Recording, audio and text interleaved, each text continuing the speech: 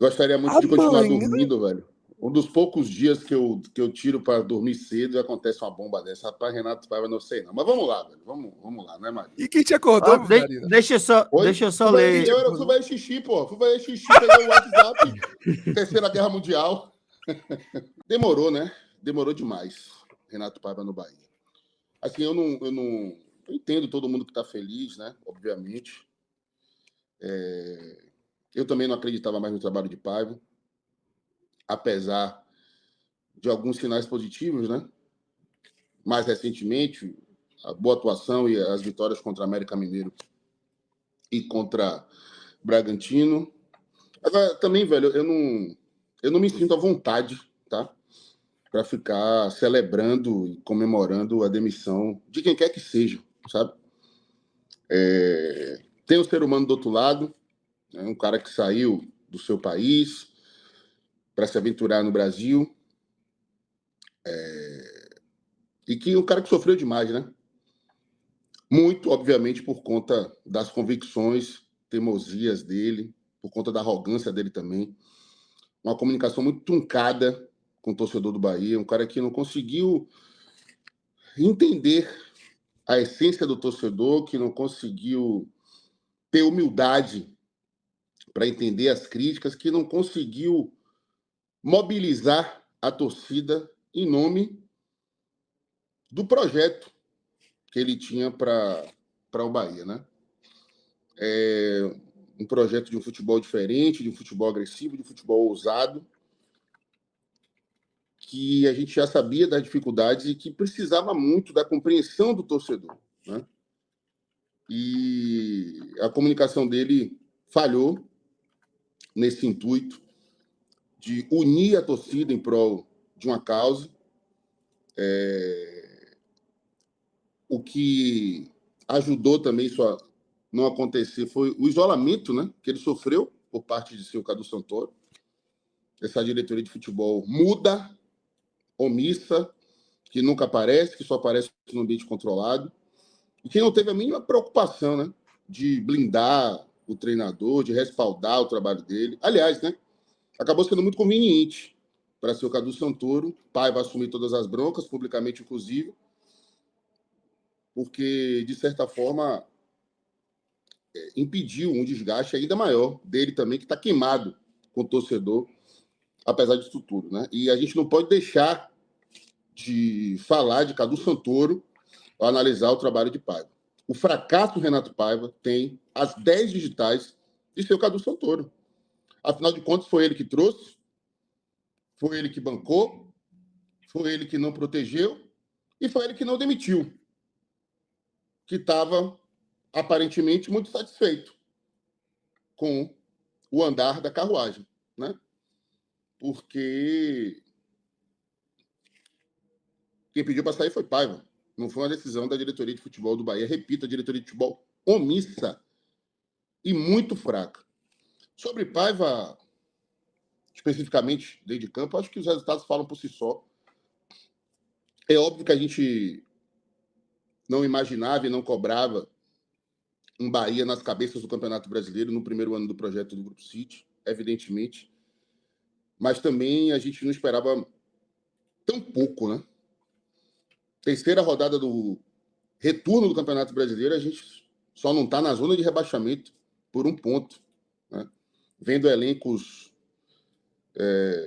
menos fortes, menos caros, fazendo o campeonato mais consistente do que o nosso. Eu subi a hashtag Fora Paiva, meus amigos, depois do jogo contra o Atlético Paranaense, né? Ali, para mim, foi a gota d'água. Acho que Paiva tinha 3 grandes problemas, né, no comando do Bahia. Primeiro, essa questão da comunicação da torcida, né? E aí o ápice disso, acho que a ruptura... Acho que ele declarou guerra com a torcida, assim, de forma indireta, ao dizer que as críticas do torcedor eram irracionais, né? E ao dizer também, ao apelar mais de uma vez para o que eu chamo de carteirada, né? Vocês estão reclamando, mas vocês não sabem nada de futebol. Eu estou aqui cumprindo as ordens do Grupo City, colocando em prática o padrão de jogo estabelecido por eles, é só a eles que eu devo satisfação, né? Como se o torcedor do Bahia, que obviamente, né, porque não vive disso em sua imensa maioria, não tem o conhecimento aprofundado do futebol que ele tem, evidentemente, mas isso não quer dizer que o torcedor do Bahia não tem o direito de cobrar um time que ganhe, né? E nessa gestão Paiva, ficou parecendo, muitas vezes, que ganhar era apenas um detalhe, né? Que o resultado não fazia parte dos objetivos do trabalho que estava sendo desenvolvido, né? Invocando sempre um futuro que nunca chegava e nunca chegará, né? Porque ele falava sempre assim. Eu lembro, Marinho, que no começo da crise, eu não sei se você perguntou, numa dessas coletivas do interior, ainda no Campeonato Baiano, né? Eu lembro que faltavam, velho, 45 dias, mais ou menos, para começar o Campeonato Brasileiro. Aí alguém perguntou, acho que foi você. Não foi você, não, foi Pititinga. Pititinga perguntou assim: Lá, ô pai, lá em Camacan, Darino, eu perguntei a ele quando era que o Bahia tem um padrão tático, e aí ele fala, essa pergunta eu já respondi mais de 20 vezes e não vou responder. Teve pronto, essa comigo.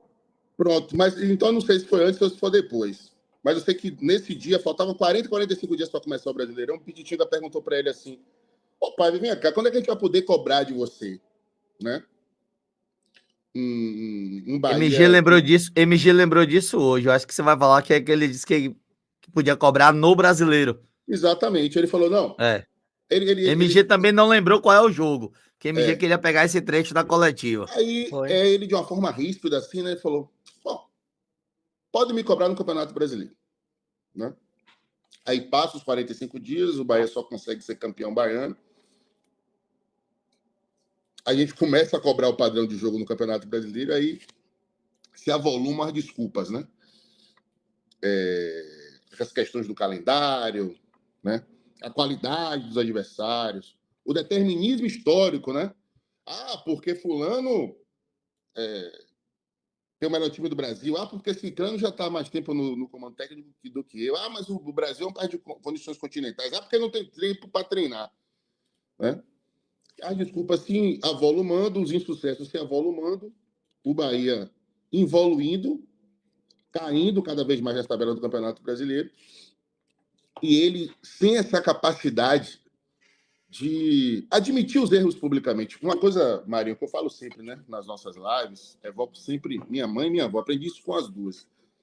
Que, velho, o primeiro passo para você se livrar de um problema é você reconhecer que esse problema existe, né? E Paiva, ao menos publicamente, em nenhum momento, de maneira genuína e sincera, ele assumiu os erros dele, sabe? Ele fez uma autocrítica. Então, assim, velho, ele se perdeu nas próprias convicções, na própria teimosia, na própria arrogância, e ajudou a levar o Bahia para o buraco. Repito, a responsabilidade não é só dele. Cadu Santoro é responsável direto pelo sucesso de Paiva, até mesmo porque a montagem desse elenco do Bahia aconteceu de maneira caótica, né? Começa a temporada investindo um monte de jovens, aí acha que vai deitar e rolar no Campeonato Brasileiro e na Copa do Nordeste, toma aqueles choques de realidade que foram as derrotas para Fortaleza e, sobretudo, para o Sport, né? Aí, meu irmão, no desespero, começa a correr atrás de jogadores mais cascudos, mais rodados, aí chega aquela primeira leva, né? Que teve Vitor Hugo, que teve Ademir e Companhia Limitada.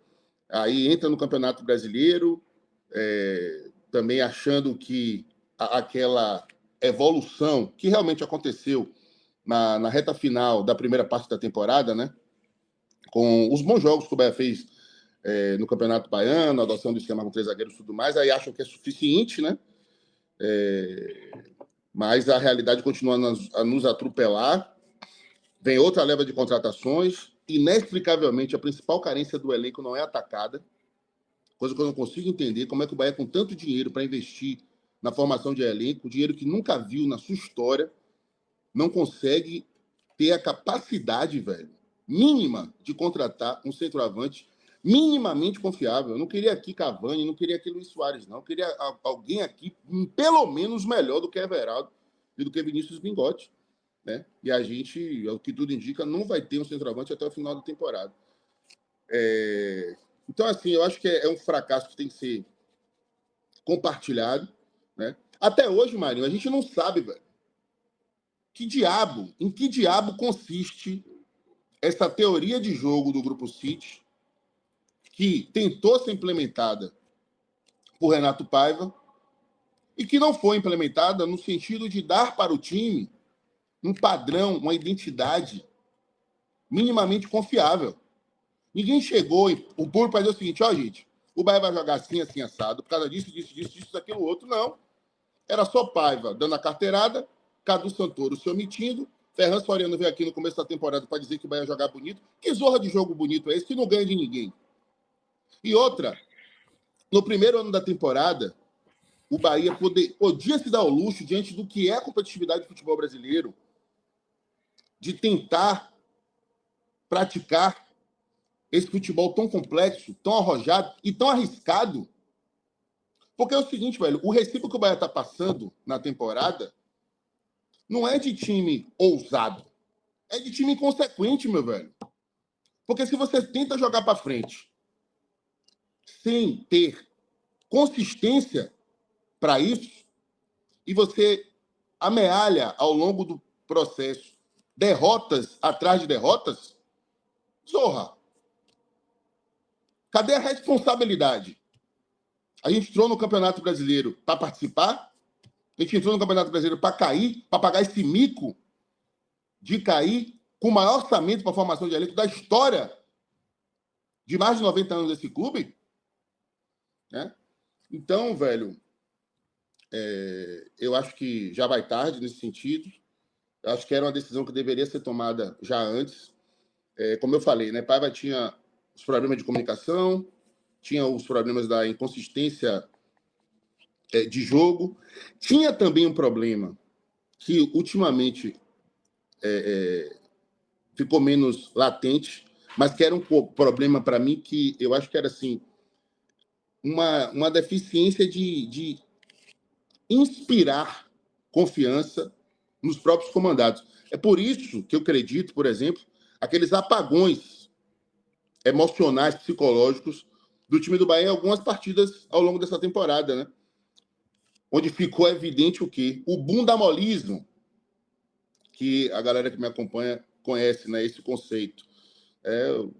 Onde o Bahia entra em campo só de corpo, mas a alma parece que ficou no raio que o parta, né? Foi assim contra o Sport, foi assim contra o Santos, aqueles 3-0 que a gente tomava, né? Sabe, um time que entrava apático, que o treinador não conseguia manter os jogadores concentrados ali, e nesses apagões os adversários não tinham dó nem piedade da gente, passavam rodo, né?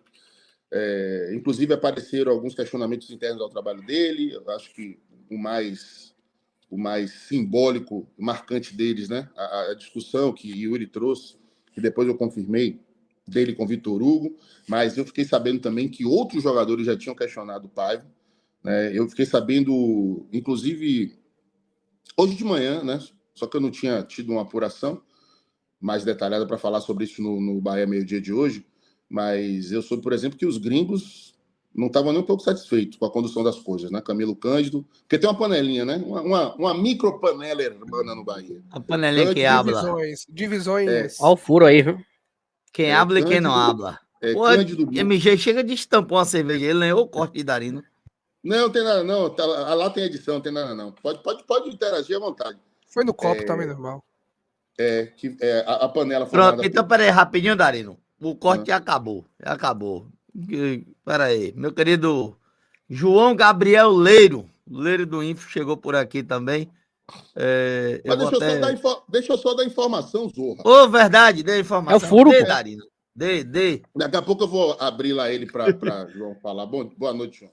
Então, assim, eu soube que a panelinha Cândido, Acevedo e Mugni também não estavam satisfeitos com o trabalho de Paiva. Enfim, velho, né? Não tinha mais clima externo, internamente também muitos questionamentos. isolado pela diretoria de futebol, sem respaldo nenhum dos resultados, né? E assim, a gente via bons momentos do time, né? Inegável que o Bahia tenta jogar para frente, é inegável o estabelecimento do jogo posicional do Bahia. O grande problema, meu velho, é o seguinte, meu irmão, o campeonato não é de pontos corridos, o campeonato não é de desempenho, o campeonato não é de aproximação do modelo do City, o campeonato não é de desculpas esfarrapadas. O campeonato não é de arrogância, o campeonato não é de carteirada. O campeonato é de pontos corridos e esse time do Bahia não consegue ter consistência, regularidade de pontuação e está colocando em risco a nossa sobrevivência, a nossa permanência na Série A do ano que vem. Então, que bom, né, que Paiva acabou por linhas tortas tomando talvez a decisão mais desacertada em termos estratégicos do Departamento de Futebol do Bahia nesta temporada até então, que foi pedir a demissão. Agora, meu irmão, diante dessa crise, vai ser mais uma vez colocada em xeque a competência ou falta de seu Cadu Santoro, que eu questiono tanto, né? Não era o cara para ter esse cargo de comando num momento tão importante da história do Bahia, num momento revolucionário, esse momento de transição. Por quê? Porque nunca foi diretor de futebol em lugar nenhum. Diretor de futebol não é apenas contratar treinador, demitir treinador. Não é apenas contratar jogador, demitir treinador. É gerir ambiente, é cobrar do treinador, né? E parecia muito, velho, pelas entrevistas de Paiva, pela empáfia de Paiva nas coletivas, que parece que essa responsabilidade foi terceirizada. Que parece que era Paiva que mandava e desmandava unicamente pelo senhor absoluto das decisões do Departamento de Futebol do Bahia, ao menos internamente, né? Externamente não, porque tinha as questões financeiras. Obviamente, ele que era o maior responsável pela aquisição, né? Ele que acredito eu, que dava a palavra final na contratação de jogadores. Mas, internamente, parecia que Paiva era o senhor absoluto. Agora, vamos ver como é que ele vai se virar. Sem o escudo dele, Renato Paiva, e como é que ele vai fazer para conseguir, em tempo recorde, se é que ele já não está procurando, né? E se é realmente que Paiva pediu demissão, porque, não sei, é isso a gente vai descobrir ao longo dos dias, como é que ele vai fazer para repor essa saída de Renato Paiva e achar um treinador o quanto antes para colocar o Bahia na linha. E aí, velho, é que outra coisa que eu quero ver.